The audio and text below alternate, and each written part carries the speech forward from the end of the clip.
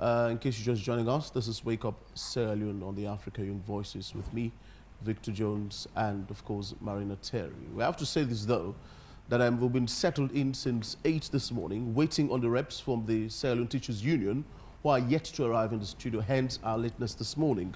However, we are proceeding with the program as planned. Exactly so. Well, the Sierra Leone Teachers Union, SLTU for short, has issued a 21-day strike notice to the government citing unresolved issues surrounding unpaid school fees subsidies.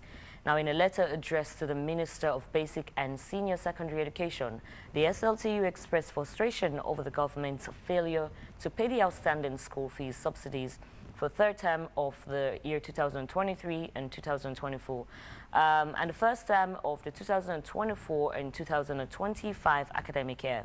The union, in consultation with heads of schools across the country, highlighted several key demands, emphasizing the need for urgent action to prevent a nationwide strike. So this morning, to discuss the issue, we have Alphonso Manley, who is a National Coordinator Civil Rights Coalition. And as Victor Jones mentioned, we're hoping to have a representative who is for the Kuyate from the Sierra Leone Teachers Union. But we do have Alphonso Manley with us in the studio, who's been here since we started. I would want to delve right into the conversation. I mean, from what I just read, how does this affect the effectiveness of teachers? Yeah, thank you very much.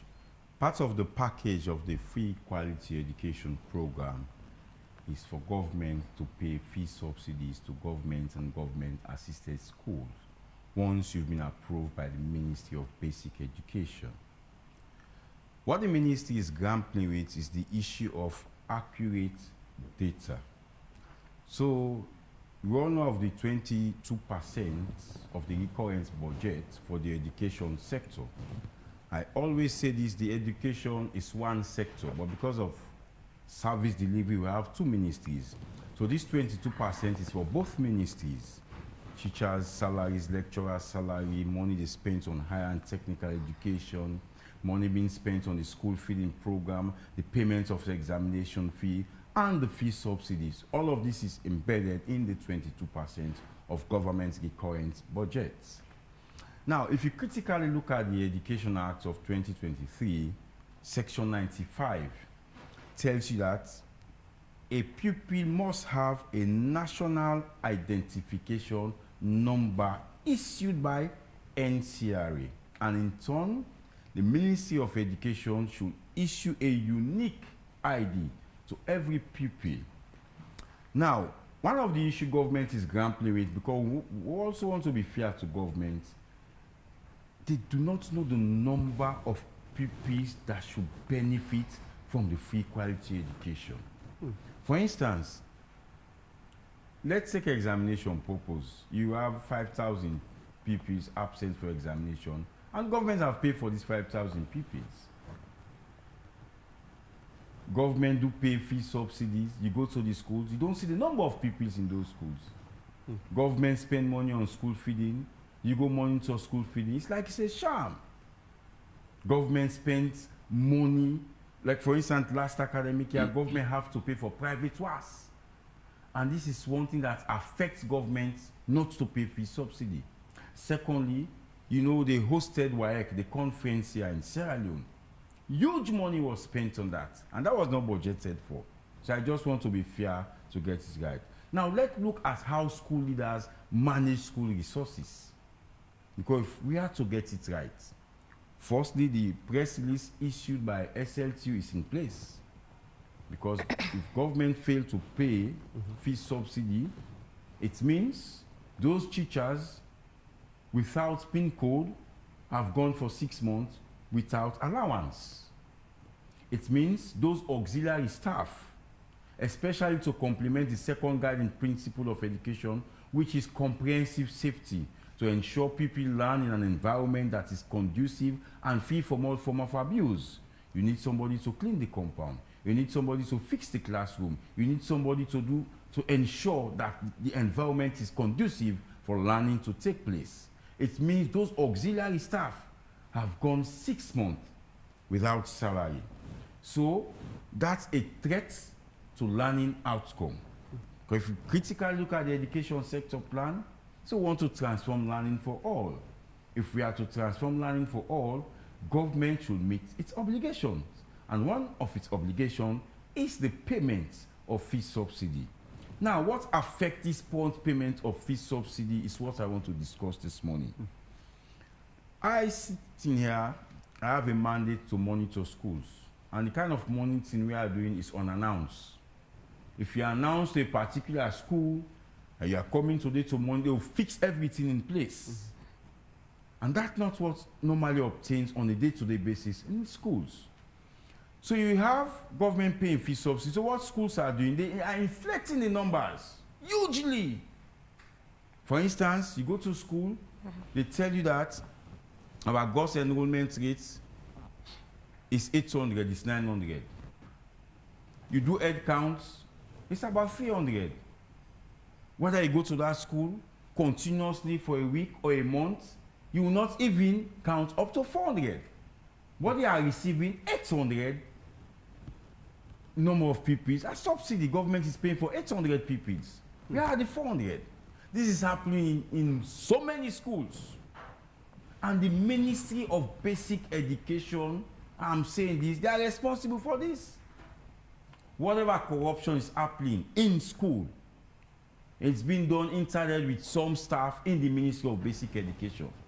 That's one I will say for free. For instance, how do the ministry ascertain figures that reach to the Ministry of Finance for payment?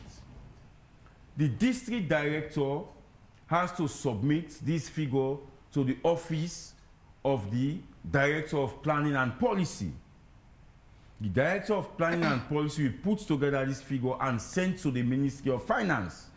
So if school inflated figure and the figure got to the Ministry of Finance, tell me too, is it the school that sent this figure to the Ministry of Finance or the Ministry of Basic Education that sent this figure to the Ministry of Finance? It tells you two things. A, they are not doing due diligence. Secondly, the annual census figure has been cooked.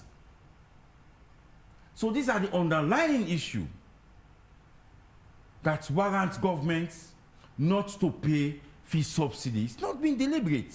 I want to be fair, because the commitment is on the part of government. But the quality of school leaders we have is like schools are business. You know, people fighting to be board chairmen of school, people fighting to be principal. For what reason? Just to benefit themselves. If you go to some schools, even when the ceiling got bad at board, they will not fix it. They continuously receiving subsidy, even though the ministry have developed what we call fee subsidy guideline. Three, you have what is going for the 20%, the 50%, and the 30% to ensure the schools run. So because of this kind of shock, because of this kind of incredible data we have in the system, the Ministry of Finance continue to spend money where it is not necessary. It's spending huge money on school feeding. Go to the field unannounced. Look at the school feeding. Examination. Last year, government paid for close to 6,000 pupils for these private ones. Not half of that figure turn up. That money go off. They paid to have resell.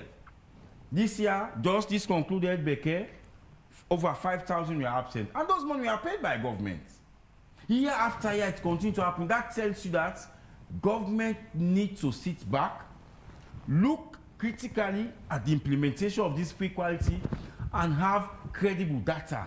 Without that, and one way to have credible data is for every student to have NIN, National Identification Number. Once you have National Identification Number, it's very difficult to bring in those people who want to go to nursing, to police, to write to us under government. It will be very difficult because they will not have NIN number.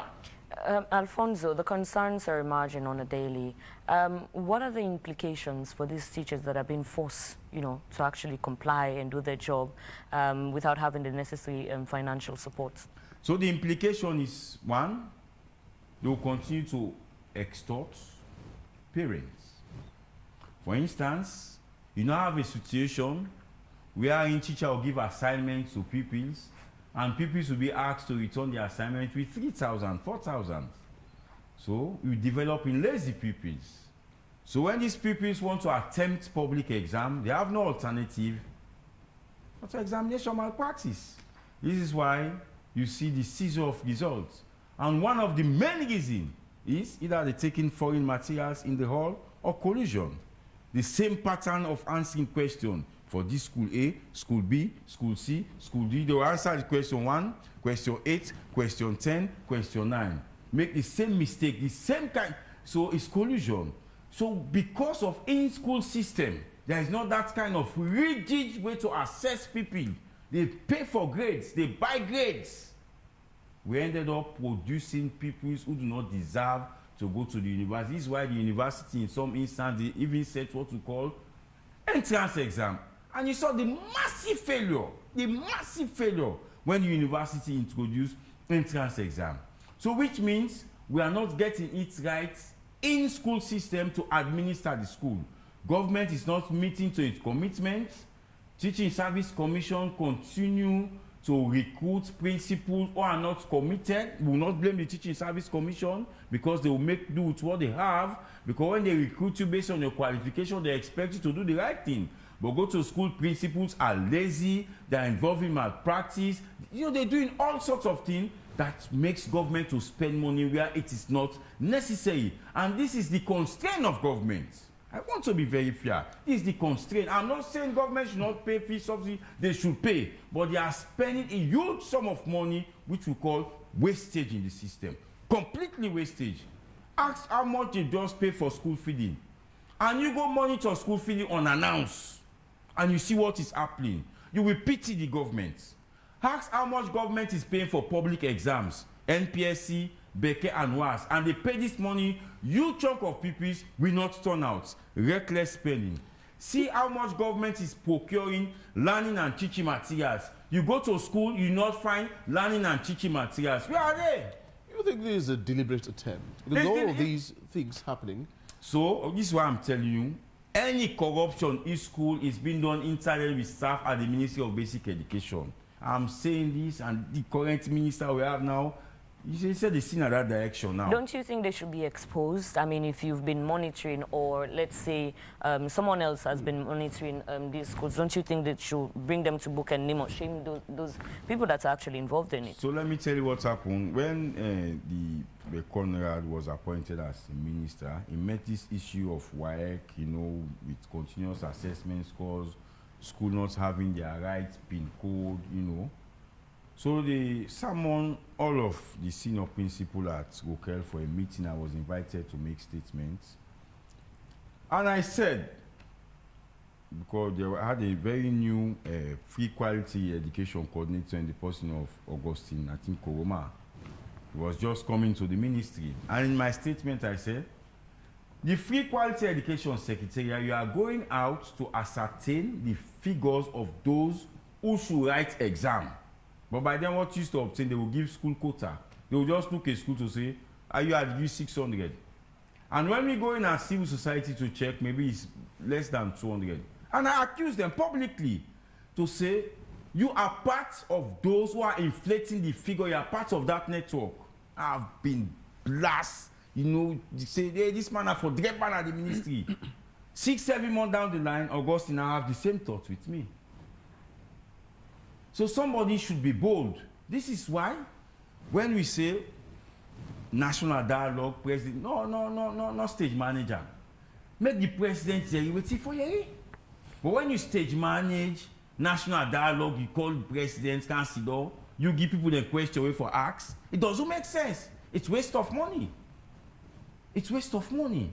So I am saying the ministry itself needs to be cleaned up by government. But again, now this infam bulede, now this infam bulede, now this infam bulede.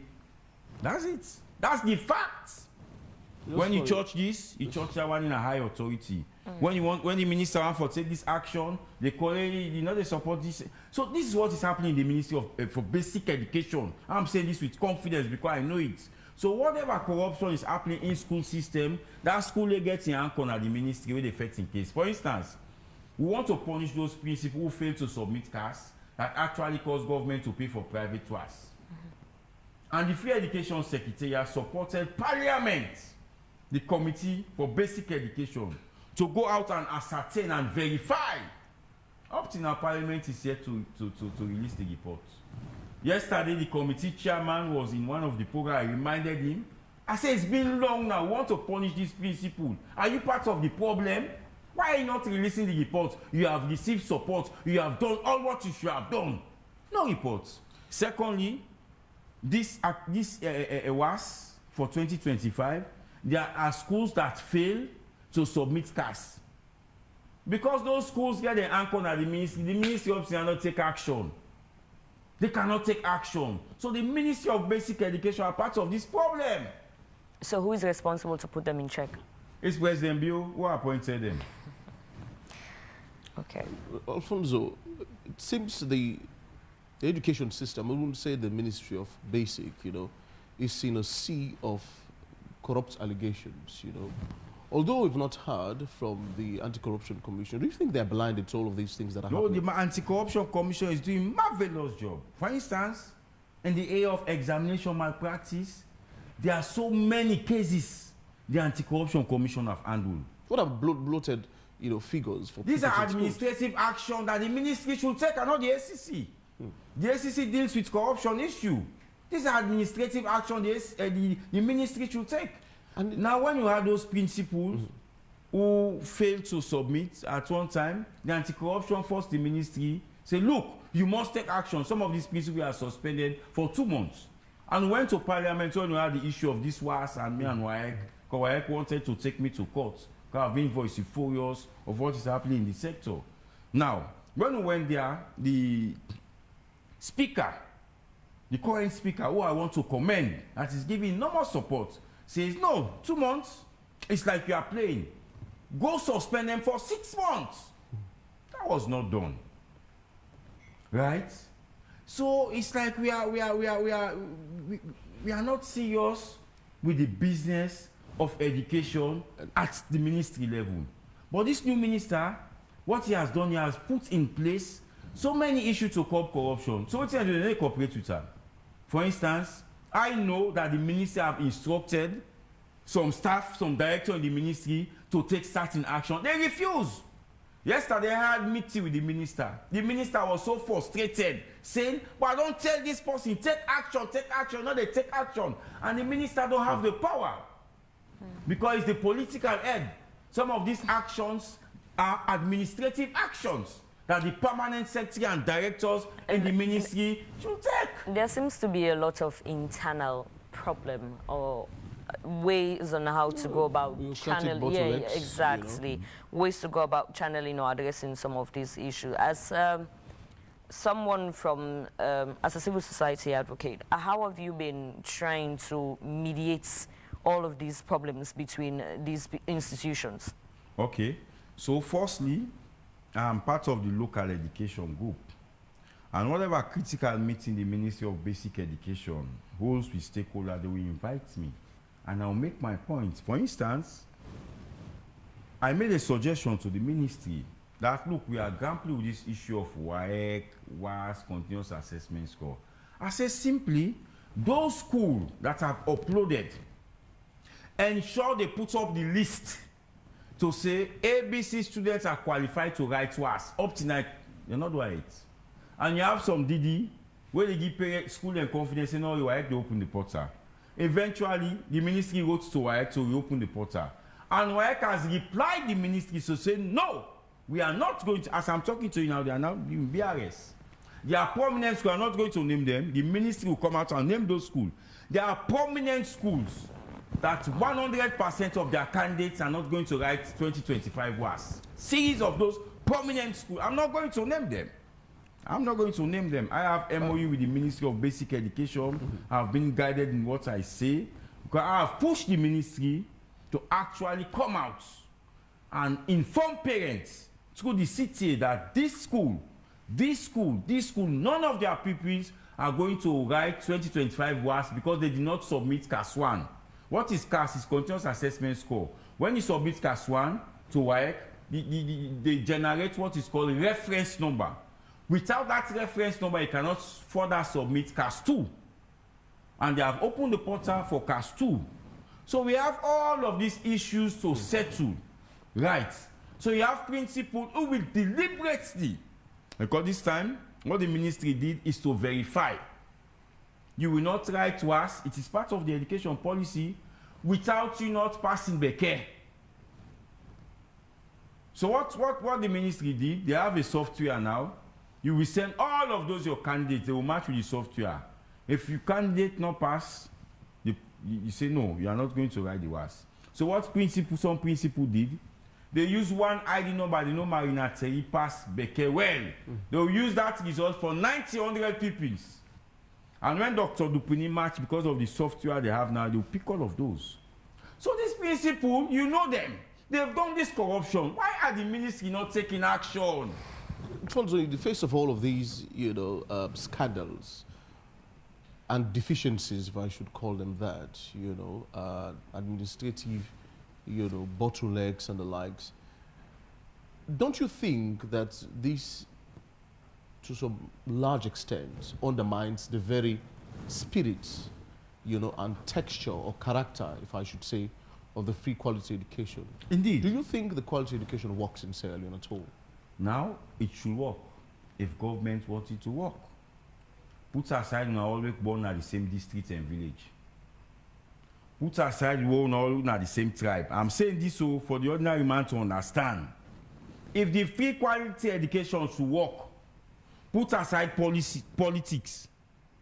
Put aside the one all are common at the same village, same tribe. Give those the job that are qualified for the job that are willing. The Ministry of Education has helped us the 60 year. How do you follow attain the age of 60? Fact. Why? So you need to go and find out. So I'm just saying this. Yeah, go look them face, then they no more. Look no more. Suppose go tell say old 48 year. You look me. You say, but you are maybe on the same term. So this is what's affecting the quality. You have people who no longer cannot do the job, they don't get the strength, but then they keep them there, and the minister not get power for pull and they no. And why is that? Yes, because it's administrative issues. Those that deal with those is the HRMO. It's not the minister. Now to curb corruption, what this minister did in terms of admission, you all heard. He set up admission committee for the very first time at school level to ensure school do not exploit parents. But yet still, they will threaten parents will go and pay. But the minister has done his own. It left its ministry staff to cooperate with the minister. Recently, the minister observed that the guidance counseling is no longer working. And he has sourced funds to resuscitate. Alphonso, beyond all of these, what systemic changes do you think are needed to ensure financial management and that of accountability in Sierra Leone's educational sector? Follow the education sector plan. Now, before we have the education sector plan, you have what is called the education sector analysis that diagnoses the entire education sector. If you read the education sector analysis, all what I'm saying, it is there. Corruption in the ministry in terms of procurement, in terms of it is clearly stated. And to solve all of those problems, we have 9 objectives in the education sector plan. Objective 7 says, eliminate all forms of corruption in the system. Objective 9 says, the use of data and technology that will aid you, to have accurate data. We have all of those. It's happening? No. When the anti-corruption wants to fight corruption in its own way, they say the anti-corruption this, anti-corruption that. But the anti-corruption, I'm saying this, they are complementing the Ministry of Basic Education. If it's left to them, they will take whatever action. But some actions are administrative actions. Okay. So they deal with corruption issues. You principal not can school 3 days in anti-corruption for go take action. The principal not the can school. It is the Ministry of Basic Education. If you employ somebody who's not doing the job, it's not the anti-corruption that will take action. It's the Ministry of Basic Education. Do you think the commissioner and the deputy commissioner, they are cooperating with the Ministry of Basic Education? Do you think His Excellency is aware about all of these? No, he's not aware. He's not aware. And the problem of the president, those who he wants him to brief them, so they brief the president. So waiting the power in and they tell him. He's now open up to other people to actually discuss the free quality education. He only believes in a closed team we put together. So he pray debate for them, they don't this carry. Okay, it's quite a very interesting conversation, and for that reason, we have Facebook flooding with A lot of messages and comments. actually. Yeah, so it's high time we have some of them. The first one is from Swissman, and he says governments have to pay for everything because government is the father of the nation. My question is, where are the tax government is receiving from every department in the country, and what some of the university are doing with the fees they are collecting? Stop corruption if you want your country to be developed. Mistake from Duzak says subsidies are vital in the day-to-day running of the school administration. More so when the schools are using those subsidies to undertake developmental works in the school and pay support staff in the school. The Ministry of Finance and the Ministry of Basic Education should do the needful. And from Sa Kokowai, he says, why has FBC up till now have not given out results to students first semester and second semester and that of third semester, and we're now in a new school year. Students don't know what to do. Victor Fode, why Mr. Alphonso sitting here saying all of these stories? Are you not in any way to name and shame this school and principals for such mismanagement, or are you having your own cake too on that project? And Mohammed Kamara says, well, there is no need for WAS exams anymore as a requirement for university admission. Let the universities set up the exams for students to gain admission. Samboy Casanova, there is need for all universities to have entrance exam. Even here abroad, you will take entrance exam, even to be admitted to primary schools, to test your actual competence. Nigeria takes WASC, but they conduct JAM entrance exam for universities, and you have to pass it. From Thomas Jombla, Alfonso, I'm pleased that you're speaking up. Our problem is systemic, one that draws from familiarity and lack of integrity at service provision. Thomas Jombla again. Alfonso, you've got our support to fight against principals engulfed in fraudulent behavior. The free quality education is a shame. I still receive requests, from family members to pay school fees. Why?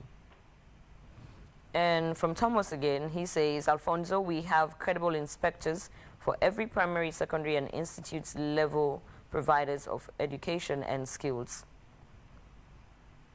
Government pays for everything. I'm not sure about that. At Fasajabundu. These are a few of the comments we've received on our Facebook page. Alfonso, do you care to respond to a few of them? Yes, so let me thank those texters who have sent in their messages. I do commend them.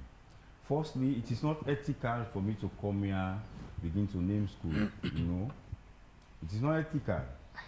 It is left to the ministry to take action.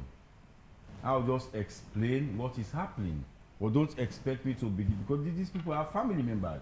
They are institutional charged with those responsibilities to name and shame them. Let them do it. Right. Secondly, they are saying yes, government should own up to a commitment. Initially, I supported the press release issued by SLT. They are correct. Cannot run a school without subsidy, or else allow parents to pay fees. How do you expect school to run? I supported the press release. But I am saying government is unable to pay because this particular sector is infested with corruption. Too corrupt. You pay for picking them, they exist. Paying subsidy to schools, schools are not existing. Let me tell you, the first monitoring we did under the minister, Honorable Alpha Timbo, which I will always commend for his support to CSO when he was a minister. In Port Lockhart district, we find out that 98 schools did not exist. They were receiving subsidy. Ask by if they take action. And when the minister went in, he found out it's over 100 and so school. Go school. Whether they receive them money in their accounts with Ministry of Finance, they send. Now you go to community banks. Let me tell you the other corruption in the system. Because this subsidy, as I'm sitting here, those in the provinces, they've paid them. The huge chunk is those at Bukel Commercial Bank and Sierra Leone Commercial Bank. And most of these schools are in Freetown. You've not paid them. But some of these schools in the provinces, they have paid them subsidies through community banks. You know what the community banks are doing?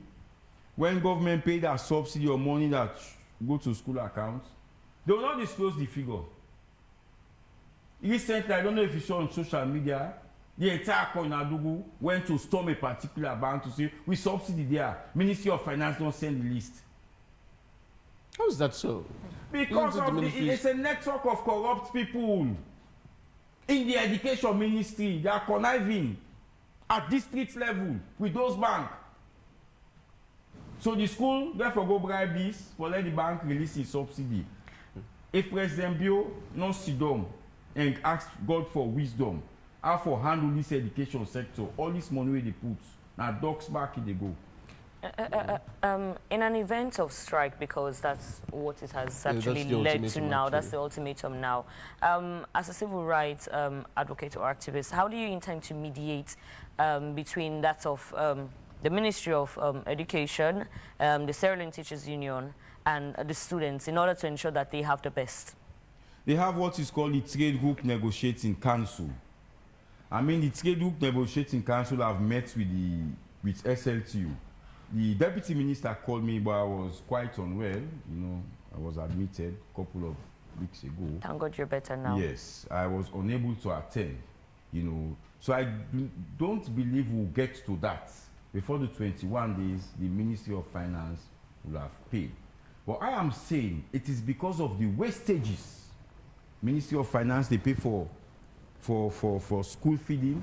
You go monitor school feeding, a sham. They don't cook on a daily basis. The Ministry of Finance is paying for people that do not exist. The Ministry of Finance is supporting schools that do not. I know it's giving them this data. It's the Ministry of Education, no, not the school themselves. I'm saying this, I've just saw the FS in the room. I'm saying this in his face. Thirdly, the ministry is spending on a huge sum of money on examination. This past Bekena, 5,000 picking the absent. You know, most money than they go take support school.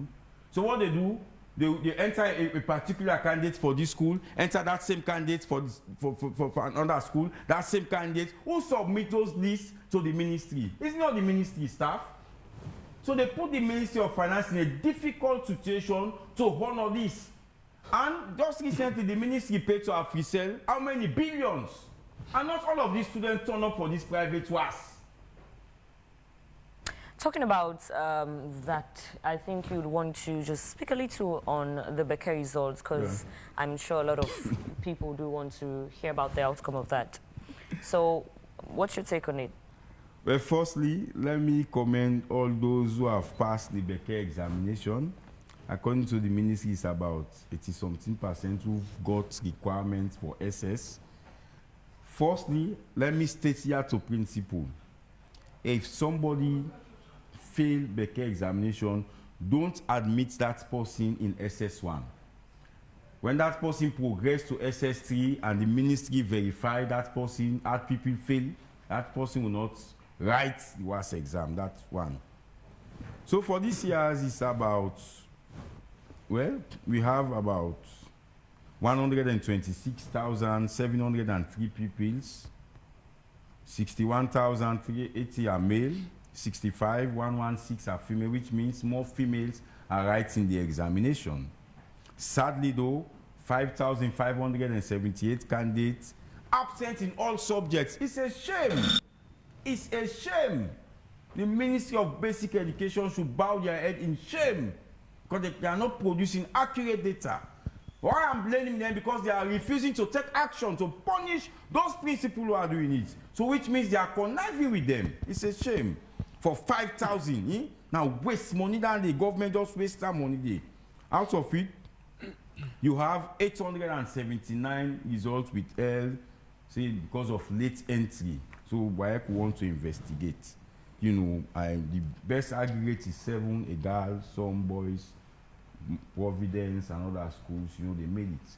Right. I'm yet to get deep analysis of this result. But what is scaring is the number of pupils who are absent for this exam. What is scaring is the number of pupils or school authority who fail to submit entry on time. Right. So which means this 22% of government's recurrent budget, that is for both ministry and basic education. Before now, teacher salary were not part of the allocation Ministry of Finance do. So what Matthew Digi cleverly did is to bring lecturer salary, teacher salary, all. So you have a huge choice, say 22%. If it's now big money. So I thought he did cleverly, but before now, teacher salary was not part of it, lecturer salary was not part of it. And they had the 45% increment. All of that, they inside that 22%. The money they pay for school fee, they inside 22%. Money paid for examination. I told you they had two shocks. One, they paid, you know, we hosted WAEC. I want to comment, it's huge sum of money they paid for that conference. Huge sum of money. I did not mean that conference they should have paid fee subsidy, I believe. Also, they have to pay huge sum of money for private works because of the inaction of some of these principles. And yet you have the Ministry of Basic Education refusing to take action. Even when Parliament went out, they were supported with the free education project. Up till now, the chairman, Jabi's chairs, Honorable Jabi, have not submitted that report for the ministry to take action. And this current process ongoing for 2025 was, we have principals in prominent schools, I'm not going to name them, in prominent schools who have not submitted CAS. That means say them picking another for right to us in 2025. So the parents and for gear up for pay for them. So I'm saying this 22%, most of this money is being spent recklessly. Right. It's been disbursed by finance, but handling recklessly because of corruption. And the ministry that should take administrative action is refusing. Right. So when the ACC comes in, they punish teachers. Say, ACC not for do this, so they left administrative action to the ministry. But the anti-corruption continue to complement the work of the Ministry of Education because I know. This is an ongoing conversation. We wish to take this conversation further. But I want to thank you very much indeed, Alphonso Manley. He's a National Coordinator, Civil Rights Coalition. And we're also expecting to be joined by Fode Koyate from the Sierra Leone Teachers Union, who didn't show up after he had wasted our time this morning. But it's a conversation we hope to indeed further. By so doing, we would have to perhaps, request for the presence of the Minister of Basic and Senior Secondary Education to clarify or respond to all of these, supposedly allegations that have been, churned out this morning by Alphonso. Indeed, but we thank you very much indeed, as always. You've been a frequent man to our studio, and kudos. And it's been an educative session so far. Indeed. Thank you very much for being here. Indeed.